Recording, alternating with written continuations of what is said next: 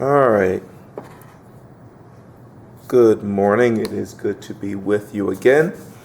What I wanted to do today is give you an example of how you are going to make your triangle and cube. So on this first session, what we're going to do is we're going to do the the cube part.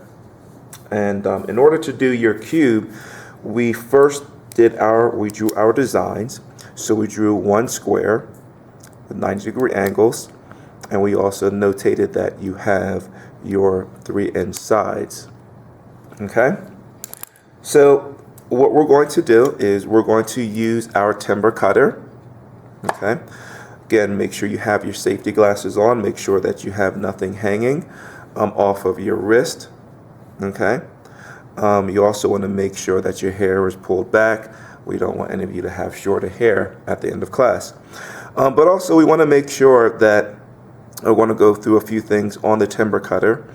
Remember that your timber cutter has this edge here. This is where you're going to do the majority of your cutting. It also has a ruler on each side, and you also have your various angles. This is 60 degrees, 30, 45, and 75, as those are commonly used. So for this first square, I'm going to need 4 sides. But what I'm going to do is, because in making our cube, one of the things we have to do is, or the best way to do this is to make 2 squares. And we'll make 2 squares, and then once we're ready to make those 2 squares, then we'll glue the post that support those squares. Okay? So the first thing we're going to do is we're going to cut 8 3-inch pieces. Okay? So 8 3-inch pieces. So I'm going to take my construction material. I'm going to slide it through. I'm going to match it up with this 3-inch line over here. So there's 3 inches between here and the blade. Okay? So once I do that, there's my first piece that I cut. So there's 3 inches. I'm going to, and again, I'm going to repeat this 8 times. You want to try and make sure that you get as close to 3 inches as possible.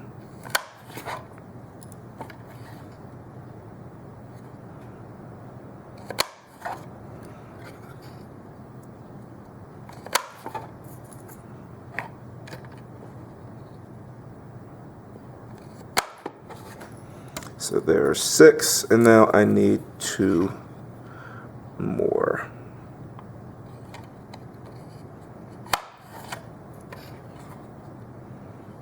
And 2. Okay? So these are going to be the outlines of the 2 cubes that I make. Now, it would be easy enough just to do our 90-degree angles like this, but for this particular project, this is not what I want us to do. Okay?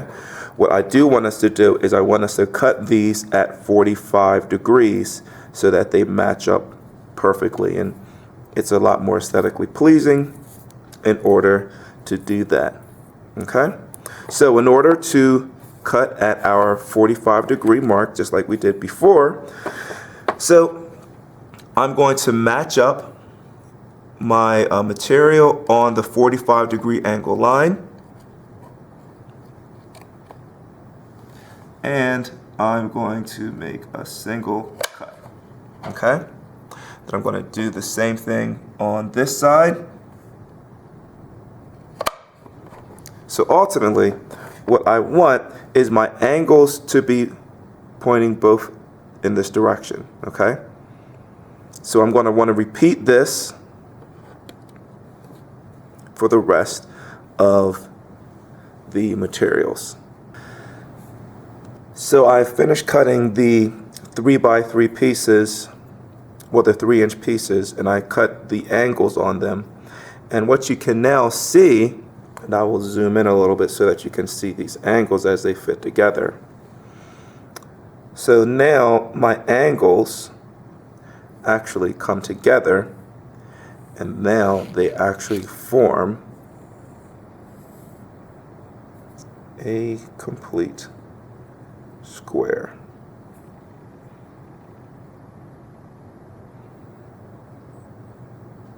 Okay, so I'm going to zoom out some.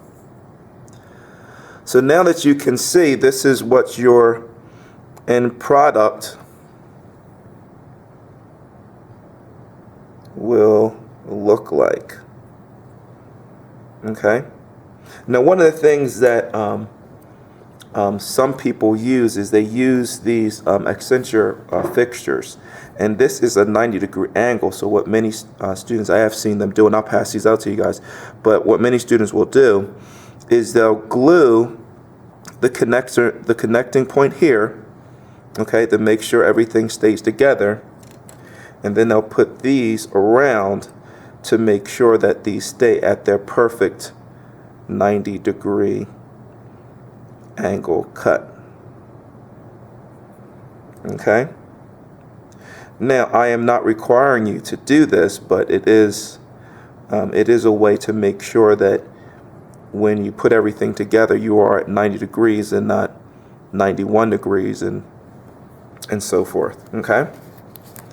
So once you have everything together and everything looks well, then at that point, then you can start gluing your ends.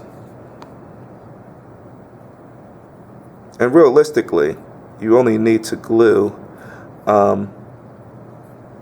two of these, the two that are furthest apart.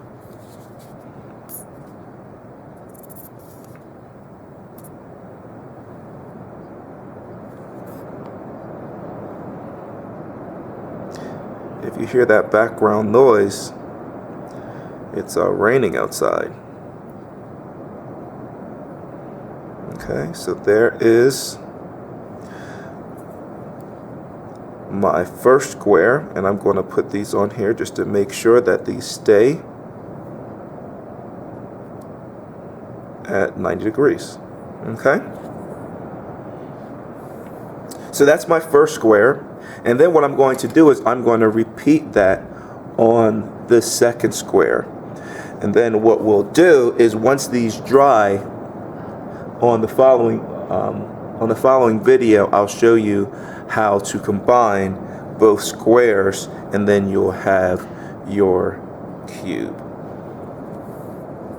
Again, thank you for listening, thank you for paying attention, and have a good day.